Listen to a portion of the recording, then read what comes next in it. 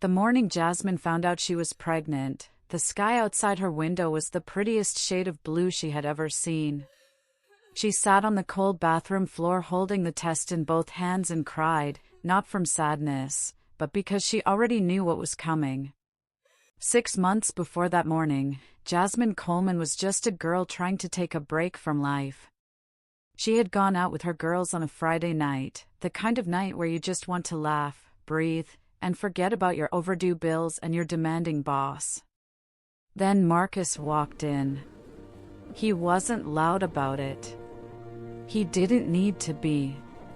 Tall, clean-cut, smelling like he had somewhere important to be. He caught her eye across the room and smiled like he already knew her. "Can I get you something?" he asked. She said yes. They talked until the DJ turned the lights back on.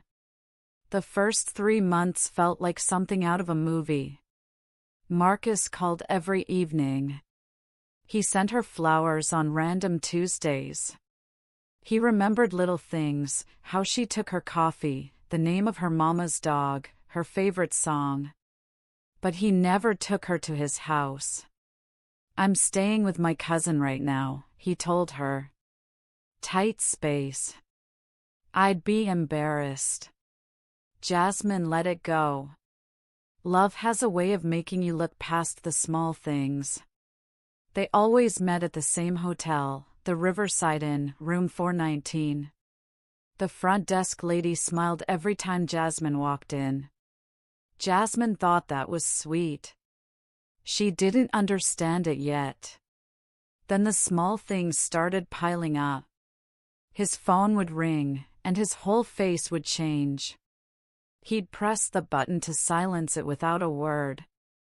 "Who's that?" she'd ask. "My sister," he'd say. Or, "My business partner." He never answered in front of her. Not once. She told herself she was overthinking. Her best friend Keisha didn't. "Jasmine, something's off," Keisha said one evening. "A man who wants you to be his future doesn't hide you from his present." Jasmine laughed it off.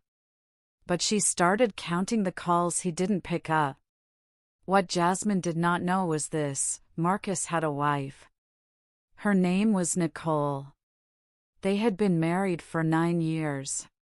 In the early days, he had been the kind of man women prayed for: gentle, present, funny. But somewhere along the way, something in him went cold. He came home later and later. He stopped looking at her. He started saying things, cruel, quiet things that cut deep. "You've let yourself go.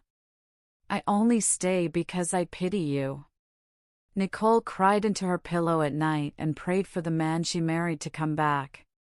She didn't know that man was in room 419 laughing with someone else. The night Jasmine told Marcus she was pregnant, the room went so still she could hear the ceiling fan. He stood up, walked to the window, turned around. "Are you sure it's mine?" he asked. Those 5 words broke something in her that never fully healed. After that night, Marcus disappeared, not all at once, but piece by piece. Messages got shorter. Calls stopped. 1 month of silence. Jasmine called the Riverside Inn and asked the front desk lady if she'd seen him. The woman hesitated. "Ma'am, the man you're asking about, isn't he married? His wife came here last month looking for him." She was crying. Jasmine found the address through a mutual friend.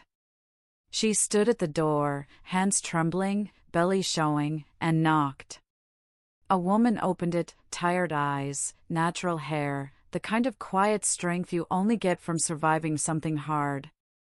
They stared at each other. Before either could speak, Marcus's car pulled into the driveway. He stepped out.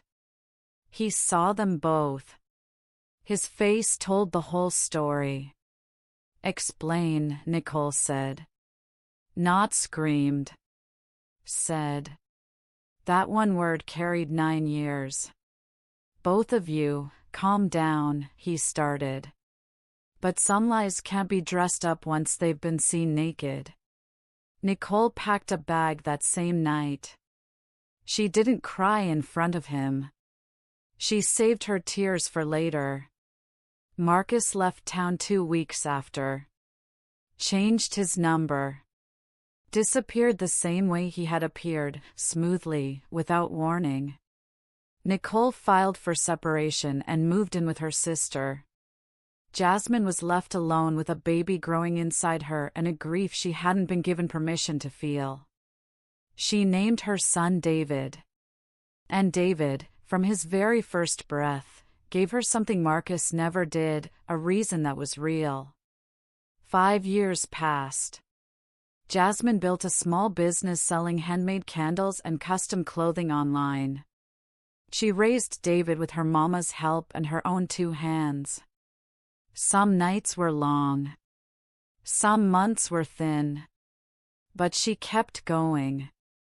One Saturday, she stood at a women's conference in a rented event hall with 2 bright lights and folding chairs.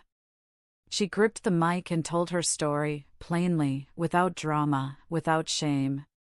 I ignored the signs because I wanted to believe he was who he showed me. But a man who hides you isn't protecting you, he's protecting himself. A young woman in the 3rd row started crying. She found Jasmine after the event. I've been making excuses for someone, she said. Not anymore. Jasmine hugged her. Her pain had finally found its purpose. Jasmine learned the hard way. But she learned.